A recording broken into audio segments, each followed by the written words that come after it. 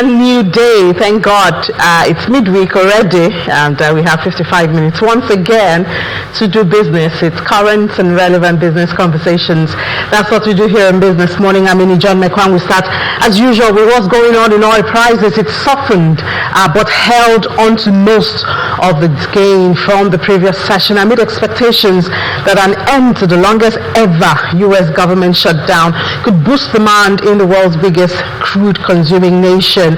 So we see for this morning, the color is red, 0.31% for Brent, but it's still sustaining that $64 level, which we saw later yesterday. So it's $64.96 a barrel. WTI is also down 0.34% at $60.83 a barrel. And of course, the news on the possibility that the U.S. Republican-controlled House of Representatives is set to vote today, this afternoon in the United States, on that bill already signed off by the Senate that would restore funding to government agencies through January 30, 2026. And the government's reopening would boost consumer confidence and economic activities, spurring demand for crude oil. Here in Nigeria, profit-taking continues at the NGX. Yesterday, we saw 5% in the red for the all-share index. And yes, we lost the 90 trillion naira level. We closed at 89.9 trillion naira at the close of trade. Activity, was green, I guess, compared to what we had the previous session. Gainers, NCR, Berger, FCMB. But losers, Academy, MTN, Nigeria, they all lost, and Bois Cement, they all lost 10%, which is the max that any stock can lose at any time. And we saw all the sectors in the red yesterday. And of course, there's been a lot of worries. I guess it's going to about 3 weeks now since we've been seeing this drop. And there's been a lot of talks connecting this to the capital gains tax. And that's why the Minister of Finance and coordinating Minister of the Economy, Mr. Wale Edu, had to reassure investors of a balanced approach to the proposed capital gains tax at the Nigerian Exchange, where they were celebrating the listing of the Ministry of Finance Incorporated Real Estate Investment Fund Series 2. Speaking at the closing gong ceremony, Mr. Edu highlights the capital market's crucial role in addressing the country's housing deficit, while analysts note that aligning fiscal policy with investor expectations remain key to sustaining market confidence amid ongoing geopolitical tensions and portfolio adjustments.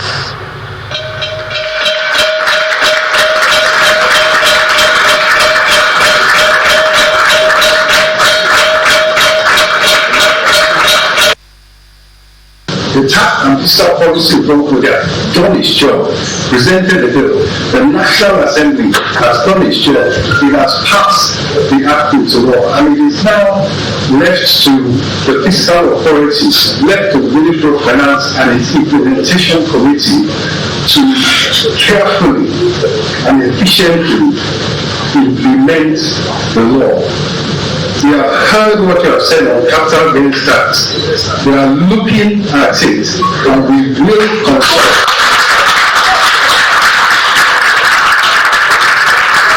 We will consult in the way that gives Nigeria an optimum result. So there you have it. You saw the applause and reaction when the minister talked about giving a balanced capital gains tax, which a lot of people have connected to the drop in the market, the stock market, for more than 2 weeks now. Well, who better to tell us about this capital gains tax, the new one, the reformed one, which moves from 10% to 30%. But the man at the heart of tax reforms in Nigeria himself, the chairman of the Presidential Committee on Fiscal Policy and Tax Reforms, Mr. Taiwo Oyedele. Mr. Oyedele, you've been on the lips of a lot of investors this past few days, especially as we see the NGX bleed. Should we call on you, or should we look somewhere else for the source of this profit taking that has been going on in the market? Thank you very much, Ini. I think the starting point is just to try and correct some of the misinformation around the tax reform and the capital gains tax implication for the capital market. So I think it's oversimplified when people say we've increased the CGT rate from 10% to 30%. That is not correct. So it's a reform. And that reform means different things to different people. For the majority of investors in the capital market, that would be more than, maybe 99% of investors in the market do not have portfolio that is more than 150 million naira. So from January next year, they'll be completely exempted from capital gains tax. For those who have portfolios more than 150 million naira and are likely to sell more than 150 million naira in a year, there's also another exemption, which is reinvestment. When you reinvest the proceed in any Nigerian stock, then you get full exemption, permanent one, on all the gains you have made. And some of the points that people have been making, or concerns that they have been raising, are not really issues at all, because there are people who say we have made gains for so long, there was inflation, why are you now coming to tax us at a higher rate? What we are doing is, by 31st December 2025, there will be a reset, such that nobody will have to pay any higher rate on the gain they have made up on the 31st of December 2025. When they say that, there's a sell-off because of capital gains tax, the question I ask is, who are the people selling? So if there are people with less than 150 million naira a year, then they are not selling because of capital gains tax. It actually doesn't make sense to sell now. They should rather wait until the new law kicks into effect so they don't have to pay. Is it foreign investors that are selling? No, the data does not support that. The level of foreign participation in the capital market for equity is, according to the NGS report, is around 1.3 trillion naira. That's under $1 billion. They are not exiting. These are the people that we have been speaking to. They are asking questions. Some of them are happy with the reform, because what was happening currently is that even though the rate is 10%, that 10% isolates your gains such that you can actually make a loss and still have to pay the tax. One of our committee members is a tax advisor who advised a foreign investor who exited a couple of years ago, made losses in dollar terms, and still paid capital gains tax of over 1 billion naira in Nigeria. Those are the problems we are fixing. Under the new rules, you'll be able to take into account all your related expenses, including expenses relating to the money you borrow to be able to invest, including your capital losses. Nobody has a portfolio in the stock market where all the shares are just making gains. The current rule that we have, even though on paper it says 10%, it can play out such that you pay 100% of your profits. You can even pay more than 100% of your profits and enter a negative territory because it has no limit. Whereas under the new rule, you will not have to pay taxes on losses, and your taxes will never have to exceed 30%, and once the rate is reduced from next year to 25%. So what we haven't been doing is we have not been producing or providing the complete narrative that is correct. And therefore, people are hearing 30%, 30%, and therefore is driving sentiment, which is almost like a self-fulfilling thing. If everybody thinks that everybody else is selling, and then they begin to sell, and then you have the kind of problems that we're trying to deal with now. So I think it's important for us to get the clarification right and to present it correctly, to present opinion as facts, is to create unnecessary problems for the system, particularly for such an important reform as this. So, Mr. Ayodele, I guess that if you had been talking to us more, these clarifications would have been made earlier. But from your observations, and you did note there, which is a fact, that we do not have a lot of foreign players in our market at this time. It's more of domestic. And then when you see those who are selling off now, do they really hit that 150 million naira annual gains? Those will be affected. But what from your observations of what you're hearing is responsible for this aggressive sell-off in the domestic market? I know that's not directly your portfolio, but have you heard of anything? Yes, the capital market is always an up and down situation. Even after the sell-off yesterday, year-to-date returns is still about 40%. In dollar terms, it's about 50% returns. So this is one of the best performing markets in the world, and we want it to even do better. But there's no market where things continue to always go up. The problem we have created is that after a long run of gains, we had a couple of days of moments of decline where people were taking profit. But we then attributed it to two things. We said it was a capital gains tax, which is not correct. We also said it was Trump and his issue with Nigeria and the issue around genocide and all of that. Now you're going to ask yourself, if people were selling off because of Trump, then those people should be foreign investors, because Nigerian investors will not sell off because of Trump. Otherwise, where would they take the investment to? And since foreign investors were not exiting, then we shouldn't even attribute it to Trump. And I just explained the capital gains tax. It's just normal market cycle that markets go up, market go down. Once we attribute it wrongly, it will then drive sentiment. And that sentiment, in my view, is what led to the significant decline that we saw yesterday. Hopefully, with the clarifications we have put out, people will then take a step backward and make a more rational decision.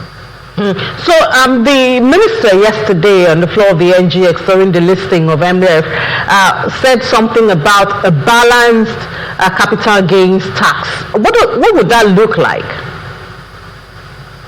Yeah, so the Honorable Minister said it correctly, which is that when you enact a law, and this is the case anywhere in the world, you cannot put all the details into your laws. Otherwise, you're going to have tax laws that run into 10,000 pages.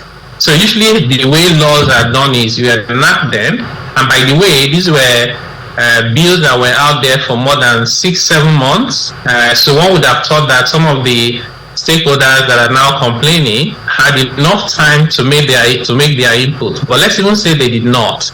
So the whole process is that after the laws have been enacted, we then started the engagement with stakeholders to develop the implementation guidelines. We've had sessions with stockbrokers, we've had with capital markets. I've had like 3 sessions with the foreign investors, one in Washington, D.C., one in the UK, one online with Standard Chartered Bank. So we're having this engagement, and it's an ongoing process where we're receiving input from them about their concerns. And like the Honorable Minister said, all of these will go into the implementation guidelines to clarify where people may have concerns, like the issue of grandfathering for any gains you have made until 31st of December 2025 not to be taxed under the new regime. Essentially, what we are trying to do is to make this market more attractive, particularly for retail investors and foreign investors. So foreign investors will not be paying taxes when they have made losses in dollar terms like they do currently. So that makes the market more competitive and more attractive. And also to ensure that there's harmonization and ease of compliance. The other reforms we have introduced in the capital market, at least major reforms, are more than 10. The fact that even corporate tax rates will come down from 30% to 25% will be headlined anywhere else in the world, but it doesn't seem like we love good news. So nobody is making that a headline news. When you reduce corporate tax rate by even just 1%, it's a significant uplift for the capital market. So in Nigeria today, the FCC said that about $50 billion is going into virtual currency. Over $5.5 million a day is going into gaming and lottery. This is the real competition that we have. The return on the capital market, even in dollar terms, in the past 2 years has been around 100%, better than cryptocurrency. But the message we put out there for our younger people is don't go to the capital market, there's tax. Instead of saying to them, they have been exempted because these guys are not investing 150 million naira, by the way. So if you attract even just half of that fund into the capital market, just imagine what that does for the market. Plus the average age of investors in the Nigerian capital market today is over 50. We are old people there in the capital market. The young people are not there. And now this reform is meant to attract them, but the narrative seems to be the complete opposite of what we are trying to do. So I think we have the responsibility to continue to engage and explain, and we just want more people to try and put out the correct information for the sake of the country. Mr. Ayodele, obviously we want the correct thing to be out there, and those benefits, especially if it's going to bring in more investments to our market, our capital market, both domestic and foreign. I mean, that's why we're having this conversation now. But maybe you should just tell us more of some of the benefits of this reformed, especially the part that concerns capital gains taxes that are our focus at this time. Yes, absolutely. So, capital gains tax is a very, I would say it's a tricky tax to pay, because when people invest and they make gains, they want to keep all of it to themselves. And it's not peculiar to Nigeria. We also look at, leading markets in Africa. The top markets, capital markets in Africa is South Africa, over $1 trillion. And that's followed by Morocco, followed by Botswana, before Nigeria, and then Egypt. All these top markets in Africa have capital gains tax rates, 21%, normal CIT rate. These are things that many countries have done many years ago, and we're just doing it now. And what does that do for you is that the fact that you can have the assurance not to pay tax when you have made a net loss is a significant improvement in terms of the reform.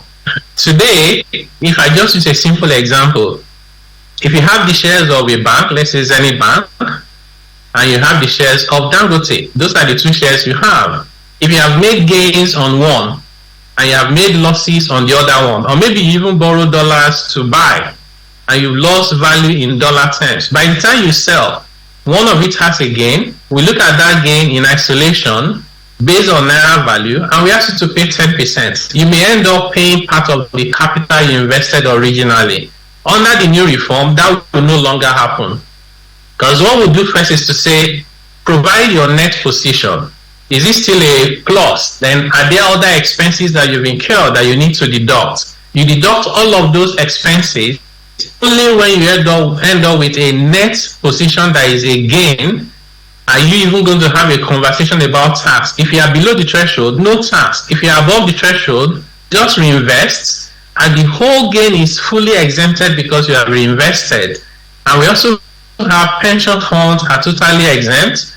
Reorganization is exempt. We also have the likes of real estate investment trusts completely exempt. In fact, one of the points we have made is this reform is not for revenue generation. The entire capital gains tax that the federal government collected last year was only 52 billion naira. This is not where the incentive we are giving to businesses from corporate income tax rate alone is 1.5 trillion. The input credit that they will get for VAT on their assets and overhead that they never got before is 3.4 trillion naira. So this is actually a reform that is trying to stimulate growth, bring down the cost of doing business, and reduce the risk, including when it comes to capital investment in the stock market. So I think the important thing is we'll continue with the engagement, we'll provide clarification, and then we just want people to also play their own part by ensuring that they put out the right information. All right, Mr. Ayodele, thank you so much, and certainly this will be on our YouTube channel, and we'll try to spread it as much as possible to clarify some of the things you have shared with us on the program. And of course, as you have promised, I'm sure there'll be more engagement with the market and other aspects of the investing public. Thank you for your time, Chairman of the Presidential Committee on Fiscal Policy and Tax Reform. Thank you. Mr. Taiwo Ayodele. Thank you very much. All right, so let's further that conversation now. Another perspective, we have, the market side, here's the regulator, the lawmaker, those who will feel or leave out that law. We have Mr. Mukhtar Mohammed, founder of Finance with Mukhtar, right here in the studio. Mr. Mohammed, I do hope that you heard most of what Mr. Ayedele said. What's your reaction? Well, I think all the things he's saying, I'm just hearing it for the first time. So that means there's the need for clarity. sharing, clarity, and a lot of things. If you have followed one area that investors, you see those respond from investors that the retributive charges, which was saying that even if I bought the share 10 years ago, I will pay capital gain tax. And he's coming out with clarity that no, it's going to start from the gain you start acquiring from 2026 when he signed into law. There wasn't clarity on this before now. No platform has brought this clarity. So that when you come to tax law, clarity is key. In any economy, when you come to tax, clarity is key. Whether you are thinking whether government is using it for capital gain, for revenue or not, that is not what an investor is looking at. Tax has gone beyond revenue. Tax is not being used to grow the economy, like what he's trying to say. You want to see smaller businesses, you want to, especially in Nigeria that we have the informal sector. Fantastic, but to investors, you don't just come from a place of, it's like I'm a 1-year-old child and you are telling me to run. Meanwhile, we are paying 10%, 10% was what you were even charging others. The capital market was exempted from 10% withholding tax. There was a time during the time of President Obasanjo when we have good luck, or when we have Ngozi Okonjo-Iweala, the capital market was exempted from tax as a whole for almost a year before they started introducing it. So if that tells you the value of the capital market, and then we are not paying that, you just came in and from 0% to 30% without clarity. So that for me, yes, retail investors. You said, okay, if you're retail investors, 150 million, fantastic. Then you now look at who are the retail investors, who are the high net investors, who are the institutional investors, who are the pension fund administrators. Today you are now coming out with more clarity. See, pension fund administrator will not pay those taxes. Today you are now coming out with more clarity that institutional investors will not pay those taxes. Who are these institutional investors? Are they the local institutional investors or foreign institutional investors? We need to get clarity moving forward so that you don't begin to hear like the market side where people, when you in the morning when you go to the newspaper stand, you hear a lot of stories. That seems to be what has happened. There was no clarity, so everybody was interpreting it based on what he has listened to him in YouTube or whatever. So I think it's good that we are coming out with clarity, and the market is even responding. At this morning, as I was coming into your studio, all the banking sector on beat. So that tells you the challenge was the capital gain issue. There are other issues. You can talk about the utterances from President Trump invading, yes, part of it. You can also talk about the government response to that utterance is also part of it. You can also talk about the seasonal one that is always there between October and November. It's part of it. But the bigger picture was the capital gains.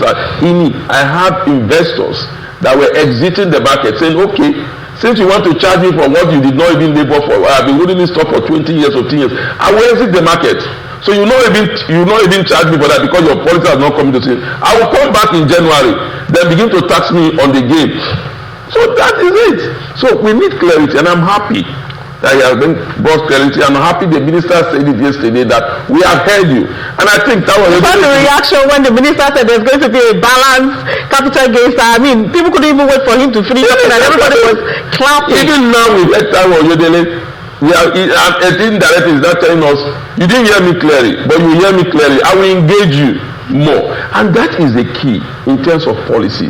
Engage the key players of this policy so that you could have a clarity on what we are going to.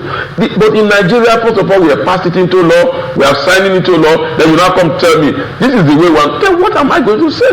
But good for this, we have the financial law which could also balance up whatever decision that will be taken. For me, I think what the market needed was clarity. The only success story anybody can turn to today of the President Tinubu economy policy is the stock market, is the capital market. It has not only brought wealth to ordinary or smaller Nigerians, it has also created inflow that has brought stability to the FX market that we are seeing. Oil price is down, it's not even up to government benchmark, but the inflow is helping boost the reserve. We must not kill the egg that the player egg only. We must sit down and look at this golden egg and see how can we help. I give an example. Singapore, when they started, how did they grow wealth with their citizens? And the GDP, whatever they call it, is growing. They make sure that every public servant has a share in the capital market. That was the vehicle they used to drive those wealth creation that brought them from a third world to a first world economy. We need to engage the capital market. We cannot be a $1 trillion economy, and we are now saying we neglect the capital. It will not work. Banks are still looking for capital, and you are bringing capital gain tax. How do they attract investors? I'm happy he's saying it now. I'm happy the minister is responding, and the market is reacting to it also. So it's good news for those investors that took risks last night or through the 3 days. Maybe some people will try to get back in. At least that's bad news. That's bad news for them. Because actually exiting because of the news. So and again, government should learn to respond, not react when country makes statements that will affect investors' confidence. We are reacting to President Trump issue instead of responding. What a good government should do is to say we've heard him. We are engaging diplomatic channels on how to resolve this issue. He is also a player in fighting against global terrorism. He is the only president of America that sold the fighters plane to Nigeria, even when Barack Obama refused to sell it to us. He has all been an advocate for fight against global terrorism. Just yesterday, Syria president went to the White House to engage him. Finally, the Syrian president that was an Al-Qaeda is now engaging the president because he has said, okay, we can fight terrorism together. Look, the market is responding because of what the government was saying. How many factories do we have in the Northeast that are listed in the exchange? But investors reacted to the pronouncement. We know we are a sovereign nation. We are a sovereign nation, but we need help. So we are not talking. I don't agree with the fact that there's a Christian genocide alone. No, both sides are being killed. Yeah. But then he brought up the point of the Christian genocide. When you look at Nasarawa, you look at Plateau. It has been on the news. Hundreds of people being killed, and we just go about like it is normal. And somebody is saying, look, I can help you. And we are not saying, no, we don't need your help. We need help. We need help. I guess it's the packaging of the help that we are looking at. Yes, and that also affects sentiment. I remember the government letter after all the uproar from the presidency, they came up and said, we are engaging. Yes. I think this week... we should be engaging. We shouldn't come up and just want to fight. America is powerful than Nigeria. And when America sniff and tells you, investors will begin to hold back their phone because they don't know what will happen. We need a two-way system. If you are trapped in between issues that have to do with security, you don't want to come because again that means you might not be able to repatriate your money back. So those are what they are looking. So those events, President Trump's capital gain and the seasonal issues were what affect the market. But you can't say one affected the market, but one really hits the market. It was the capital gain tax. Investors have sat down and looked at the pronouncement by President Trump. At the end of the day, if it happens, it's going to bring more confidence. We don't have mining company listed because again, it's going to attack illegal mining. But we don't have mining company listed, so that would have helped mining company. But agricultural companies will begin to benefit because now food items will begin to come from the north. So market have seen that information. Market react. Market always react. Then you now begin to look at the response letters. Okay, what? Let me look at this speech. Does it really help? So the market has channeled President Trump's speech and is now looking at it as positive. But the capital gain tax today, we are now beginning to see it as positive. And the market is telling me, finally, thank you for bringing positivity. It's responding with full beats on the financial stocks and other stocks. So for me, So now what should we be doing? Thank God we have the clarification from Mr. Ayodele, and I believe that he's going to also try to spread this. Yes. Since he knows that it's been lack of clarity. And Yes, some of it. yes. So what should we be doing now that we have this information? Of course, some people will watch here on channels at this time. Some people will see the cutout later on our YouTube channel. I believe you will talk to some of your investors who are pulled out and try to, persuade them to come back. But what should be a normal approach to try to bring back confidence through this? This is what they've started already. Engagement. I'm happy to say we still engage the players.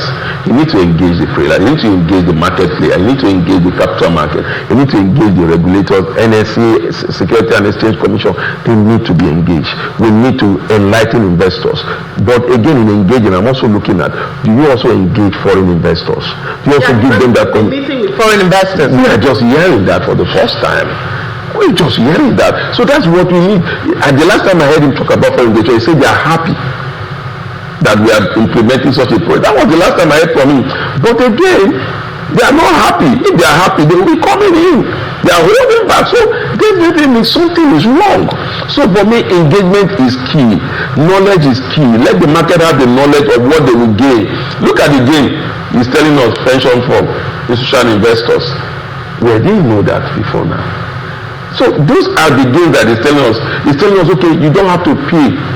Because somebody told me, look, Mukta, I bought a share 20 years ago. And I bought that share at 50. Let me give you, he gave me an example. Say I bought Fidelity Bank at 88 kobo. Today, Fidelity Bank at the close of market was 17. You don't want to collect capital gain tax on that. What is left for me? And a lot of people do not even know that even with the misconception, it's only when your gain is up to 150 million. So everybody's just, please, let me just say, what is not seeing it like that? So before I came on, somebody told me that why are they even putting it at 150 million? They should begin to put it at 1 billion. So when we have 1 billion, then that's when you cannot pay capital gain tax. But again, looking at it, global best practice in developed economies in the world, capital gain tax depends on the duration you stay in the market. Some economy, the US market, if you're a short-term player, you pay more taxes than somebody that's going to be there for the long term. So we need to look at this. And he also said one thing, which is if you are reinvesting your gains, you are also exempt. Exactly. A lot of people do not know that. A lot of people even know that about reinvesting their gain. But what of the day I'm exiting? Will you now tax all what I reinvested when I gain and put back? So there's no cut. And if I buy in 2026, as you say now, and I'm exiting in 2027, does it mean you start the capital gain tax from 2026 to 2027? Or if I stayed in the market for 5 years, for 3 years, it's just like what they say. They said if you go to visa, after 5 years, no matter the data you have before, it's wiped off. You have to bring in new data. Your sins are forgiven, even if you were rejected. So the same thing. If we are talking about tax, to deepen the market, to create wealth, long-term wealth for your citizens through the capital market, you need to make them have confidence in the capital market. And you know what I always say, the capital market is not a sprint, it's a marathon. So when you allow investors, your citizens, to begin to invest into the capital market for the long-term growth and prosperity, then you are beginning to tell them that if you are in the market for the next 2 to 5 years, after that you are exempted. If you bring in new funds, that new funds after 2 to 5 years is exempted. So we'll see what that will do to the market. Then we are telling foreign investors, if you stay in our market for the next 2 years, we give you these things. That means to reduce portfolio investment. And that will bring in inflow. Look, Nigeria is competing with a lot of economy for the inflow. We are not the only destination that investors want to come to. So we must make our own environment attractive for them. And the capital market, the government is listing their own in the capital market also. The government is listing it. We are looking at the capital market as it is. The CBN government is saying we want to build a 1 trillion economy. You have to start with the financial sector. The financial sector is in the capital market. Look at what the kind of publicity the financial sector has brought to the Nigerian economy. Remember when GT went to list in the exchange, it was oversubscribed. The government went to Eurobond. People are looking at it, the government is telling us, it was oversubscribed by 400%. Fantastic, but do we look at the yield? We're giving them about 9%, which is one of the best you can get any part, because we became highly risky by that statement from Trump before that issue. So you should know that utterances alone can create panic. And when there is no clarity, what every businessman deals with is tax. Every businessman is looking for, how can I reduce my taxes? So you need to bring clarity so that it will give you more confidence to want to invest in the market. Mr. Muhammad, just before we let you go, this having more of domestic investors in the market, sometimes it excites me because those foreign investors. I'm excited about it. I said it on your program before. I said, what excites me? View it as a problem and keep talking about how to engage the. I know we need the dollars, we need the foreign exchange. You see, the world has become a global village. You can't isolate yourself. That is one. Secondly, our oil is the only means of FX, strong means of FX. Some years before the advent of COVID, the diaspora remittance was higher than the gain in crude oil. You get it? So we need the FX to stabilize our exchange rate. Once exchange rate stabilizes, you attract inflow. That can also be a means of diversifying your economy. It's not every economy that diversifies through agriculture. Go to other economies that diversify through attracting investors to invest in, like United Arab Emirates. India is doing a lot of diaspora. So we need the dollar. Yes, I enjoy domestic investors, like you said, but retail investors, I enjoy them. But you know how it works in this market when it comes to retail investors. They cannot sustain the bullish run that you really want, and you cannot be an island of your own. So you have to open your market globally. And then we are struggling with FX inflow because of low oil output and low oil price. So we need those effects. We need foreign investors now to continue to enjoy the gain that we are seeing in the FX market. All right, thank you so much, Mr. Mukhtar Mohammed, founder of Finance with Mukhtar. Thank you for giving us a balance from the market side of what's going on with the capital gains tax, and we hope to see a difference. I can't wait to report a green market. I'm so tired of this. You will report it today. Yesterday we lost more than 4 trillion naira. You can start reporting it that the market is on full beat. Market is on full beat. All right, thank you so much for your time on the program. Let's take a break now. When we come back, we're speaking to our correspondent Ayola Kasim, who is all the way in Brazil covering the COP30. She'll be telling us the business side of things. All those funds that are available, are we accessing it as Nigeria, as Africa? She'll tell us about it after the break. Please stay with us.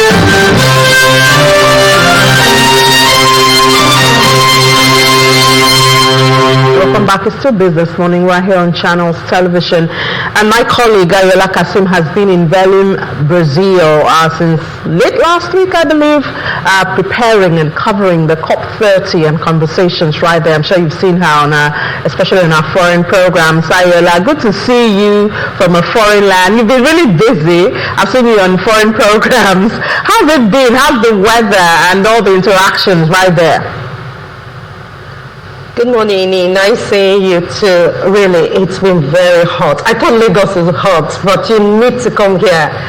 Like, there's this popular saying that you can be sweating under the shower, and can actually be true, because it is really, really hot. Wow. Do you know the percentage, the degree, I mean?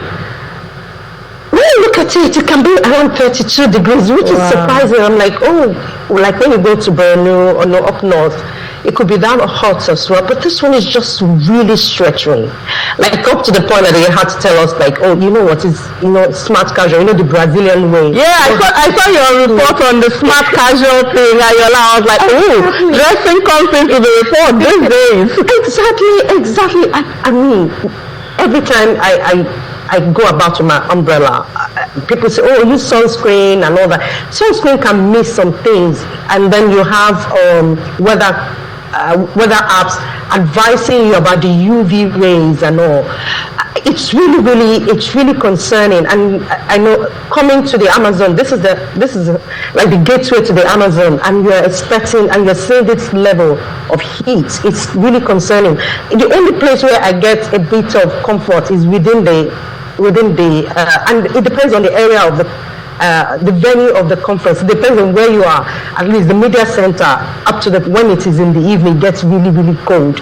But at the pavilions, it is very, very hot. That you have to see standing fans blowing air out. The air conditioners are not really cooling in that area. Wow, it's very uncomfortable. What a world! But Yola, is this connected? I mean, you're there to discuss climate change. Is this connected? Has it always been like this, from what you hear, or is this connected to this climate change issue of the world? Well, everything is connected. Usually, the area, will be warm around November. But by the time you look at the range, the temperature range, it becomes warmer, and that's what climate change, that's what they're discussing. It's not like some will tell you, oh, it has always been warm. It's not like it has not been warm. It's been warm, but what the scientists are telling us is like, it's becoming warmer, and all the things that what we usually do is the quick fix one, which is like, oh, let's put on the air conditioner. All these things that we are putting in place is making it warmer. So it's like you are inside the house, and then the place is cool because there's AC. AC is emitting something outside too. So everything we are doing, we are cutting down the trees, we are paving our roads, everything is just eating up the environment. So it's making everything warmer. That's what the scientists are telling us. Like, it has always been warm. November will be warm in Brazil, but the temperature has gone higher. Maybe it will have been 29 degrees before, and that's what they talk about, 1 degree warmer. So maybe it should have been 29 degrees in the morning. Now it's around 30 degrees in the morning. So that 1 degree increase in temperature is making it warmer and uncomfortable. So that's basically what they're saying. They want us to limit temperature. So during the Paris Agreement in 2015, what they discussed was like, let's limit temperature rise to within 1.5 to 2 degrees Celsius. So that means during the industrial times, about half a century ago, the temperature here would have been about maybe 20 degrees, I lied, maybe 28 degrees Celsius this morning. Now it's about 31 degrees. So there's increase of 3 degrees. So that 3 degrees, it is it is significant. So they say, let us limit it to just 1 degree, which is, by now, it should be 29 degrees, not 30 degrees, not 31 degrees, which makes people very, very uncomfortable. So basically, that's what they're telling us. Let's reduce the way at which our temperature is increasing. All right, that is what we're trying to do here. Yeah, and I hope there's action to it afterwards. But I mean, there's also the issue of the carbon finance, the funds that are available. Let's be selfish here, Ayola, and talk about Nigeria and its participation in the carbon market and access to this fund. I believe you said it's about $2.53 billion available, but accessing it, I guess, is another story. Yes, so what Nigeria did last week during the leaders conference, where the vice president represented the president, Nigeria told the world, like, oh, we have approved the framework for our carbon market. And what is carbon market? So I mentioned earlier the Paris Agreement. What the Paris Agreement intends to do is, the countries went to Paris in 2015 and said, oh, this is what I'm going to do to make sure that in my own domain, I limit the temperature increase. And what Nigeria, there's something called Article 6 in that Paris Agreement, when the countries decided, like, okay, we're going to do this, and they agreed that we're going to limit temperature rise to between 1.5 to 2 degrees Celsius. We talked about that in the other question. So Nigeria, one of the things Nigeria decided to do is the carbon market. Depending on who you talk to, some say that is not a solution to it. So what does the carbon market do? We've done the framework now, how people can come and trade their emissions. So somebody in Dubai, for instance, is emitting, the factory is emitting some things into the atmosphere. So they can come to the Niger Delta and say that, oh, you have your trees here. The way the carbon, there's a way they can weigh their emission in Dubai, and then they'll be paying Nigeria for leaving our trees standing. So instead of us, before they said that don't cut down the trees. So now they're trying to say, for you to leave your forest or your trees, you regain something. So Nigeria has done the framework so that nobody is cheated. And as you said, they are trying to unlock $2.5 to $3 billion. This is under Article 6 of the Paris Agreement. A lot of, you really need to understand. It's a whole lot of projects, a lot of discussion going on there, lots of jargons, technical jargons going on there. But basically is like, leave your trees standing and we pay. But then what the downside to this and what activists are saying is, that means countries that are emitting, like the United States, for instance, for the first time they didn't come they don't have a stand. There are lots of Americans there, like the Californian governor, but they don't have a pavilion. They don't have a stand. America as a country is not represented, but there are lots of Americans here. So what they have done is that America is the biggest polluter in the world. Can say today, okay, we are coming to Nigeria to come and emit our pollution, because they are developing. So they can come and pay Nigeria and keep on polluting. And activists said that is not the right thing to do. We should all stop that kind of trade. It's like robbing Peter to pay Paul, different way. But right now, everything is on the table. They're just doing mix and match, mixing and matching. And countries like Nigeria, we are also polluters too, because we make use of fossil fuel. We are producing fossil fuel. So we are one of those countries that say, no, let's do this. Let's use what we have to get what we want. So that's at the moment that we are, and that's why. And now the DG of the National Council on Climate Change is saying this is a cup of implementation for Nigeria. She's really excited about this, but we'll see how it how this plays out. We'll definitely see, Ayola, because I think most of the time when you have your climate meetings, you mostly always have to extend it by a day at least. So I hope we don't have all of this meeting at the end of it, and then we'll have to extend. I hope you have an extended stay and all of that. I don't understand. You have to. Okay, so there's something called the June meeting in Bonn, Germany. That's the headquarters of the UN, the United Nations Framework Convention on Climate Change. That's the Secretariat of UN Climate. In June, there's some June meeting where people will go. The delegates, that one is not as big as this one. They will go. They keep talking from June. They carry over from the end of the year, and then they'll get to June. They still will not solve it. Then they will come at the end of the year. For 2 weeks, they'll be having this conversation. Still nothing is done, and then it goes into overtime. I don't think in recent years that it actually ends on a Friday. Most times it's either late Saturday or early Sunday. There was one I was even flying. That one is in Glasgow. I was flying while the thing was going on. That's early Sunday morning. It was going on, and I'm like, I can't be doing this because you have to report. I'm like, I can't be doing this. Why can't we just finish this thing? Have this. But then that is where they will tell you the beauty of multilateralism. That's what they do.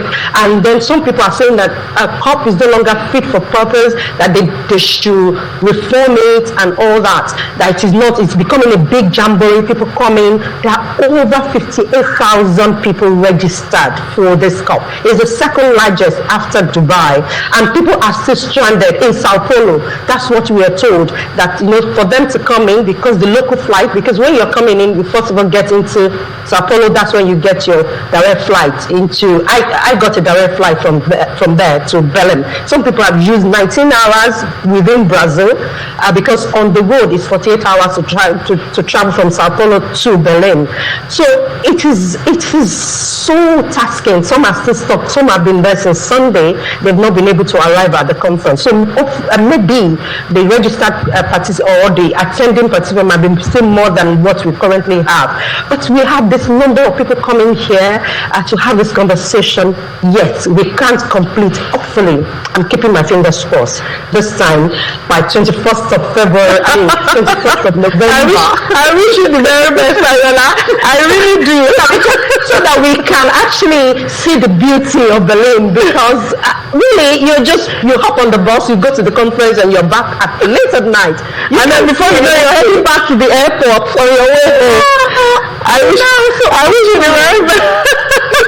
I wish you the very best, Ayola. Do take care. Please take a lot of fluid. Don't fall sick for us. We need. I've been there. I had a massive flu, but I'm getting better now.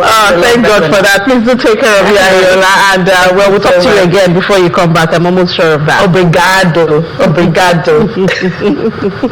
All right, that's our correspondent Ayola Kasim in Berlin, Brazil, covering COP30, and enjoying her job of feeling the pinches of the heat, as she says, over there in Brazil.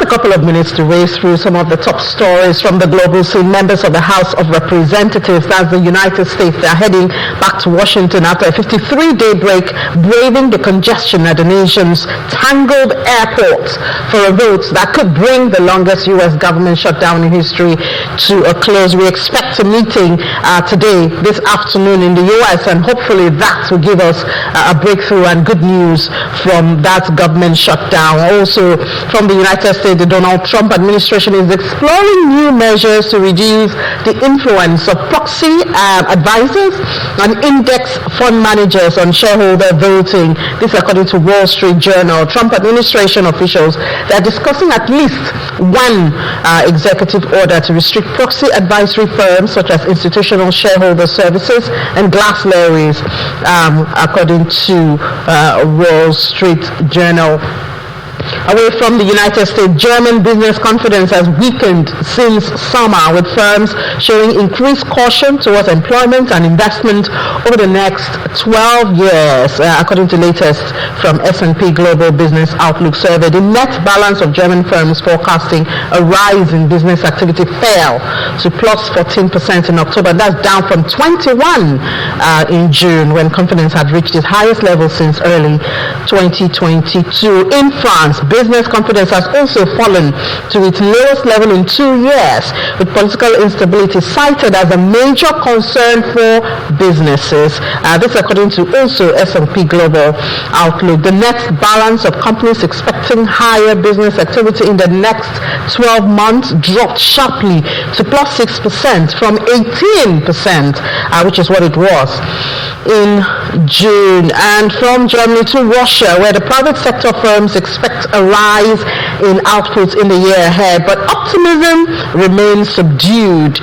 Also from S&P Global, the net balance of companies anticipating greater activity stood at plus 27% in October compared to plus 26%. That's what it was before now. So the change is not so much in the case of Russia. Also, oil cargoes sought out by state-owned refiner Indian Oil Corporation for early next year include Russian blends, according to a tender document. The company welcomed offers for low sulfur grades from regions such as West Africa and the United States. And Italian private sector firms have become more optimistic about business activity for the next 12 months. Also, S&P released that. The headline net balance measuring business activity expectations rose to plus 28% from plus 24%, which is what it was in June.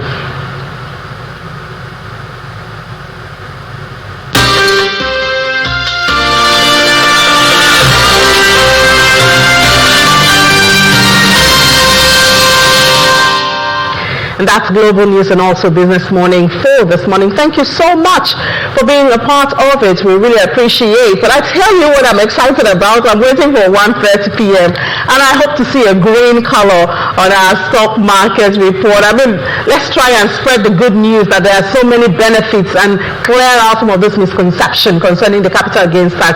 I hope to see a green color by 1:30. I'll see you then. I'm Ini John Mekwa.